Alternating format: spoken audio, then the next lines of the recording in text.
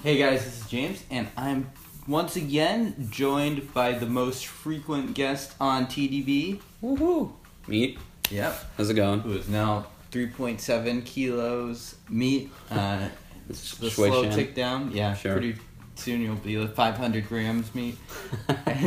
And hopefully you'll be able to restock at that point.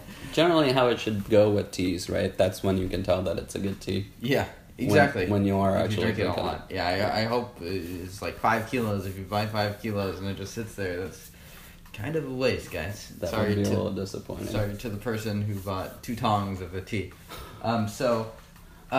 We are today drinking some Dancong, and Dancong. if I am not wrong, this is category number 2 for you, right? That's right.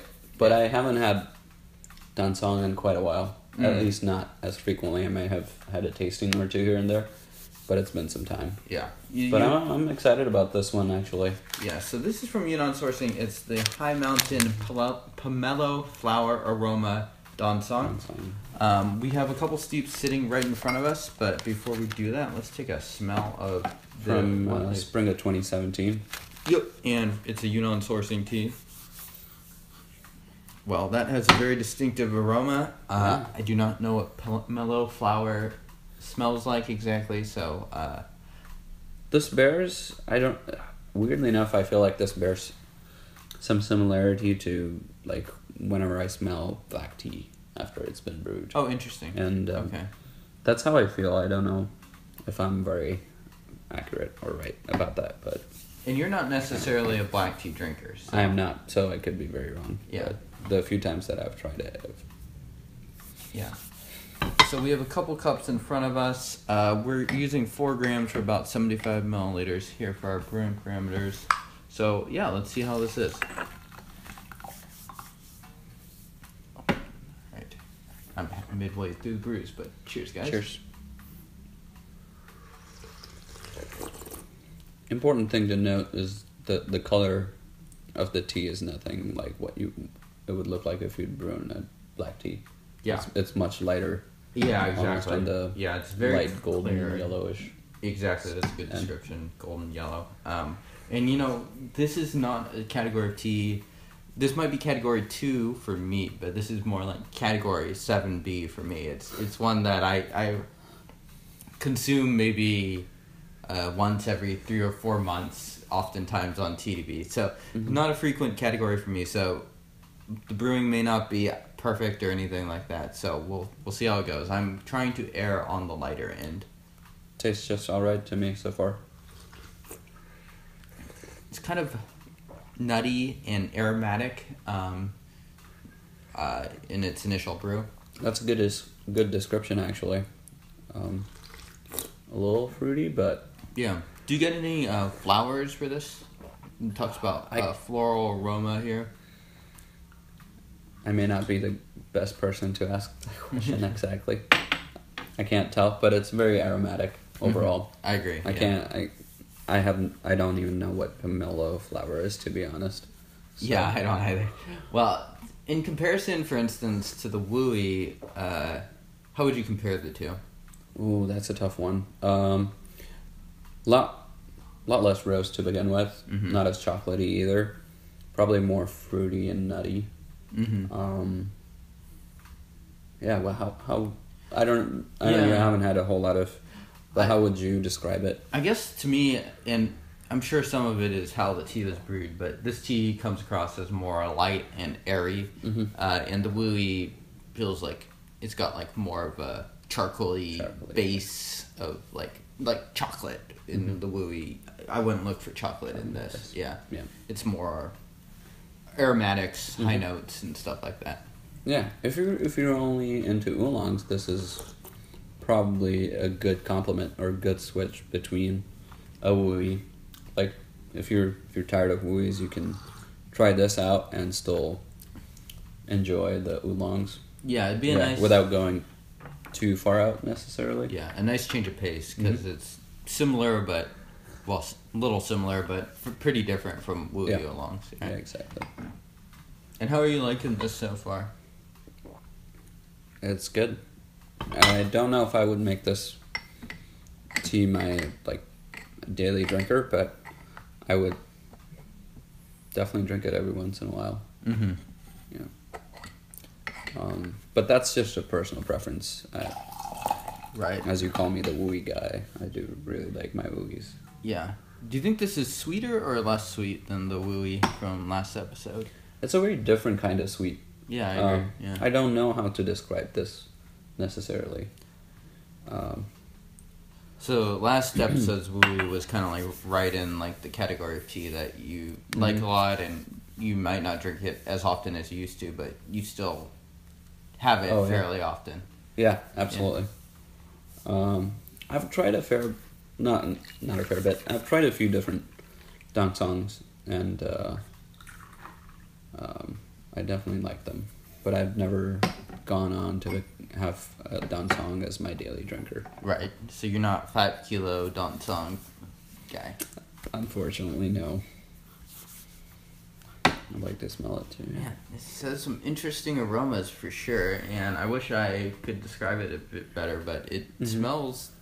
It's gotten, I mean, as you'd expect, it's going a little bit more towards leafy and vegetably end, but yeah, it's kind of losing its its core. I could get a little bit of what you're saying on the first infusion of having a lot of like black tea smells to it, but now Did you feel that? Yeah, maybe a little bit, some of the aspects, but now I feel like it's definitely going more into that like vegetable-y, kind of sweet floral. I definitely can get the florals for this tea. Right. So it's important to note that I did not, based on the taste though, I did not feel at all like it was similar to a black tea. Yeah, no, yeah. Black tea, the color of the liqueur, there's pretty big differences between this and a black tea. What was I gonna say? I wonder if the way Dancongs or the region that Dancong is sort of harvested or produced in is similar to a black tea or something, like if it has the geographical effect or similarities. I'm not sure, but it wouldn't be surprising. Yeah. I believe it's produced in Guangzhou somewhere, and it's one of the main regions of producing oolongs, but usually they'll produce black tea in a lot of different areas, so it wouldn't be terribly surprising. Okay. Yeah. Well, cheers. Give another shot.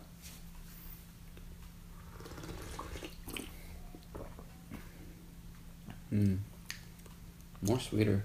Yeah, a little bit astringent too, actually. Like the lingering taste for me is a little bit less sweet. Yeah, a little drying. Okay. A little bit too strong, but I agree. It's richer when you like first sip it. It has like a really nice, rich sweetness. I think I may have slightly overbrewed this one. I like it. You like it? It's good. You like it a bit stronger. There's a slight bit of bitterness in here. I agree. Compared to the previous brew, and it's good. Cool. Well, I'm never quite sure with meat if the bitterness is a good thing or a bad thing, but glad to hear it's a good thing here. It's this one is a bit punchy, and I like that. It just wakes you up. Yeah. And we are about to go see the new Jackie Chan film, The Foreigner. Yeah, I'm excited. I'm a big Jackie Chan fan. Yeah. And this is not your typical Jackie Chan movie. Though he hasn't done a typical Jackie Chan movie in a while now. Yeah. I think like Rush Hour 3 was his like the kind of persona he's created, a cop. Yeah, well he's so old now that he can't quite do all the things that he used to be able to do. But I think they announced like a Rush Hour 4. Oh, maybe? Did they? I heard rumors. Interesting. I'm as disappointing at Rush Hour as Rush Hour 3 turned out. Just the fact that Rush Hour 4 still might be getting made just gets me excited. There you go. Rush Hour fan right here. There we go. Rush Hour and movie fan. Yeah. Good pairing too. Maybe. I'm not sure. Yeah. Okay. Well, let's keep going. Let's do one last brew here, and because Meat liked it on the strong end. You still liking it on the strong end? Yeah, absolutely. Yeah. So I'm going a little bit slow, but only enjoying it a little bit. more.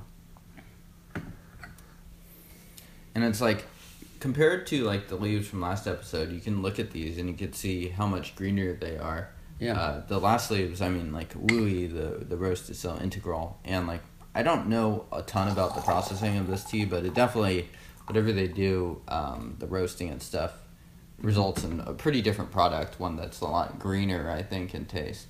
Yeah, you're right. Overall, though, the color of the actual tea that's brewed out is not. Yeah, it's not very it's different. light. Yeah, it's almost like a young raw pu'er. Yeah, not a whole lot different than our previous assessment. And you could tell that the aroma is getting weaker and slowly dying off. So I mean, like the tea, especially when we first brewed it, had a really strong, intense aroma, and a little bit less so now. Also important to note that we're brewing with a little bit cooler water now. The tessipin's been cooling down, but I don't know. I think this tea, probably if we were to brew it again, we'd probably want to boil that water. But it's fine. We're going with this. Yeah. Cheers.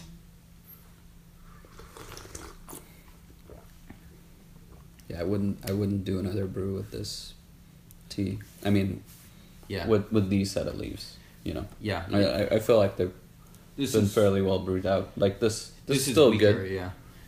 It's kind of like flavored water. Yeah. Yeah. Yeah.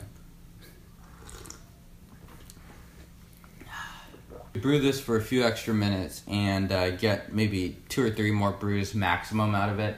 But if you're into just like doing these fairly short infusions, I think you could probably call it a session now. Yeah. We are using less leaves than we did for the Wooey. We used 4 grams for this, and we used 5.5 for the Wooey. So that definitely has something to do with it. But yeah, I mean, I think for me, this type of tea is enjoyable. It's not really a regular drink for me, but it's a fun one to have with friends. It's kind of like in that, like, kind of similar to other teas, but also different and distinct, and offers some things that you wouldn't get from like a Wooey Oolong or Taiwanese Oolong or something like that. This would be like if you were having a whole bunch of Wooey and if you were going in for a change, this would be it's a decent option. Yeah. Dancong generally are. I also find that they're very sort of, across the board, whenever I try them, they're very, I don't want to use the word similar, but they're very standard in a sense. Like, they don't diverge too far. So you found them in my to experience. Be pretty close to one another. Yeah. Whereas in my experience, might be able to differ quite a bit. Yeah, certainly. Yeah. Okay, well, thank you, Meat, for appearing on this episode, and thank you guys for tuning in. If you guys want to see Meat again, please comment. You can send in your oolong teas as well. You can send us an email if you want us to review a certain oolong. This is I was about to say this is the oolong hour with Meat, but that would be me making it up at the spot. I think the oolong 5 minutes. Yeah. Any last words, Meat? No. Thank you. Thanks for the delicious teas, and thank you guys. Yeah, thank you guys. Cheers. Cheers.